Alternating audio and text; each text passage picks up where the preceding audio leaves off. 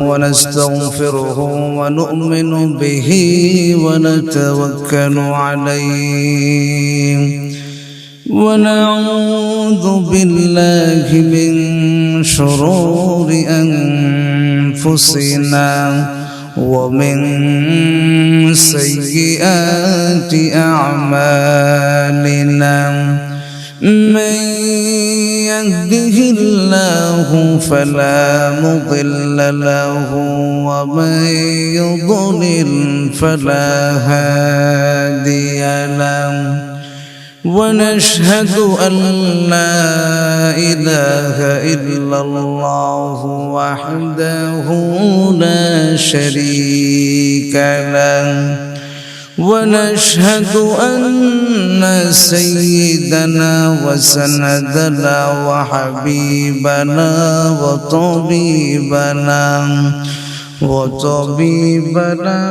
وطبيب قلوبنا ومولانا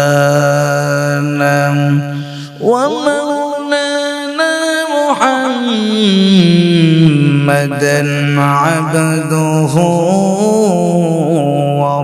ورسوله الذي أرسله الله تعالى بالحق بشيرا ونذيرا وداعيا إلى الله بإذنه وسراجا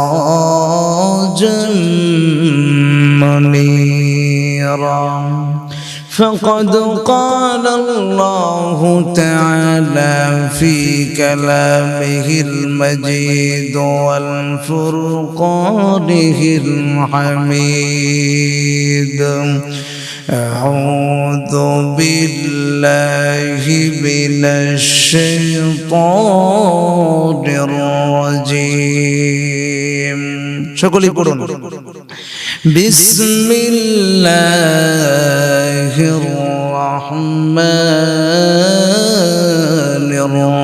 الرحيم إن الله وملائكته يصلون على النبي يا أيها الذين آمنوا صلوا عليه وسلموا تسليما আল্লাহ পাক বলেন যদি কোনো বান্দা ইস্তেগফার পড়ে তাহলে তার জন্য 5টি ফায়দা হবে। কয়টি ফায়দা? 3টি ফায়দা, 5টি ফায়দা হবে। তার মধ্যে আল্লাহ পাক বলছেন কুরআনুল কারীমে আল্লাহ তাআলা বলছেন ওয়ামা কানাল্লাহু মুআযযিবাহুম ওয়া হুম ইস্তাগফিরুন। যেই বান্দা আল্লাহর কাছে ইস্তেগফার করে এমন আল্লাহ পাক তার উপর কখনো আযাব দিবেন না। কার ঘোষণা?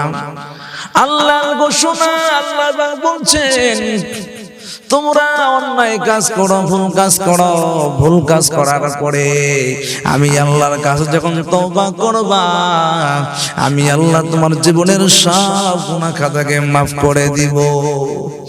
আল্লাহ পাক বলছেন 24 নম্বর পারা 3 নম্বর পৃষ্ঠায় আল্লাহ পাক বলছেন ইন্নাল্লাহা ইয়াগফিরুদ যুনুবা জামিআ ইন্নাহু হুয়াল গফুরুর রহিম। আল্লাহ পাক বলেন ও গোলাম তুমি যত অন্যায় করো না কেন, যত ভুল করো না কেন, তুই বান্দা জেনে গুনাহ করেছো, তুই বান্দা না জেনে গুনাহ করেছো, তুই বান্দা বুঝে গুনাহ করেছো, তুই বান্দা না বুঝে গুনাহ করেছো, কিন্তু বান্দা যখন নাকি শেষ রাতে ওঠে গুনগুন করে কান্না করে আমি আল্লাহর কাছে দোয়া করে আর বলে আল্লাহ অন্যায় করেছি, ভুল করেছি, ও আল্লাহ তুমি আমাকে মাফ করে দাও।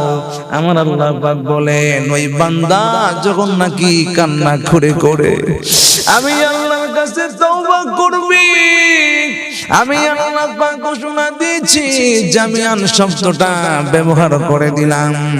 জামিআন শব্দ অর্থ এমন বোঝায় বান্দা যত অন্যায় কাজ করেছো, এই জন্য আমরা ক্ষমা চাইতে রাজি আছি না নাই?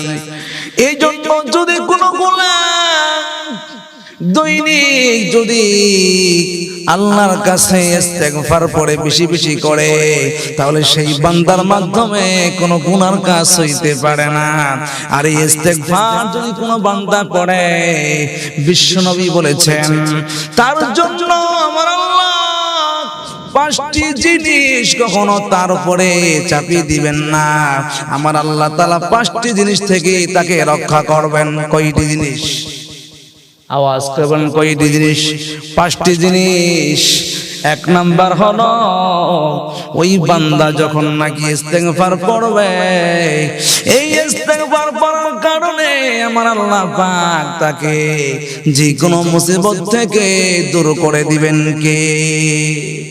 আল্লাহ পাক বিপদ থেকে দূর করে দিবেন। ওই বান্দা যখন নাকি বিপদে পড়ে যাবে, ওই বান্দা যখন আল্লাহর কাছে সাহায্য চাবে, আমার আল্লাহ পাক তার বিপদকে দূর করে দিবেন। 2 নাম্বার হলো, ওই বান্দা যতই টেনশন করুক না কেন, ওই বান্দার যত টেনশন থাকুক না কেন, ওই বান্দা যদি নিয়মিত ইস্তেগফার পড়ে, আমার আল্লাহ পাক তার টেনশন দূর করে দিবেন। 3 নাম্বার হলো, যদি কোনো গোলাম সব সময় ইস্তেগফার পড়ে, নামাজে পড়ে ইস্তেগফার পড়ে, ফজরে পড়ে ইস্তেগফার পড়ে, জোহরে পড়ে ইস্তেগফার পড়ে, আসর নামাজে পড়েও বসে বসে ইস্তেগফার পড়ে, মাগরিবে পড়েও ইস্তেগফার পড়ে, এশার পড়েও ইস্তেগফার পড়ে, আর বলে মালিক জীবনে কি নেকামল করেছি, ও আল্লাহ নেকামল দিকে তাকাইলি জাহান্নাম ছাড়া কিছুই চোখে দেখি না।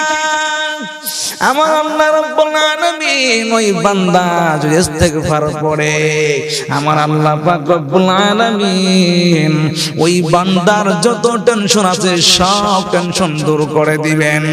3 নাম্বার হলো, যদি কোনো বান্দা ইস্তেগফার পড়ে, আমার আল্লাহ পাক এমন জায়গা থেকে রিজিক ব্যবস্থা করে দিবেন যা সেই বান্দা নিজেও কল্পনা করতে পারবে না। কারণ রিজিকের মালিক কে? রিজিকের মালিক আল্লাহ।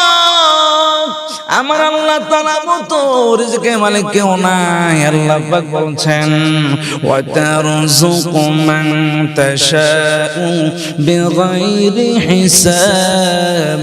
আল্লাহ পাক বলেন, ও গোলাম, আমি আল্লাহ তাআলা যাকে চাই তাকে বেহিসাবি রিজিক দান করি। কারণ আমার আল্লাহর মতো রিজিক দেনওয়ালা কেউ নাই। আল্লাহ পাক বলছেন ভিন্ন আয়াতে, আল্লাহ পাক আরেক জায়গায় বলেন, আল্লাহু খায়রুর রাযিকিন। রিজিকের মালিক কে? রিজিকের মালিক আমার আল্লাহ। এইজন্য আল্লাহর কাছে রিজিক চাইতে হবে, ঠিক কিনা? আমার আল্লাহ তাআলা ইজ্জতের মালিক, সম্মানের মালিক, সবকিছু মালিক কে? ইজ্জতের মালিক